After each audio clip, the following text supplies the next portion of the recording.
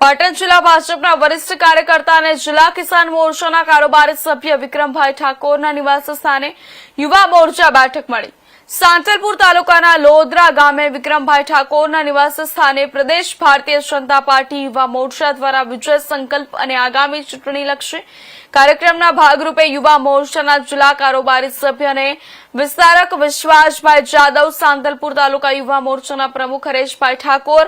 મહામંત્રી શક્તિસિંહ સોઢા, રમેશભાઈ આહિર, જિલ્લા કિસાન મોરચાના મંત્રી મોહમ્મદભાઈ ઠાકોર સહિત યુવા મોરચાના કાર્યકરો, ગામોના યુવા કાર્યકર્તાઓ, બૂથ સમિતિ પ્રમુખશ્રીઓ અને શક્તિ કેન્દ્રના સહયોગીઓ પ્રભારીઓ સાથે ચર્ચા કરી આગામી ચૂંટણીલક્ષી રણનીતિ તૈયાર કરવાનું આયોજન કરવામાં આવ્યું હતું।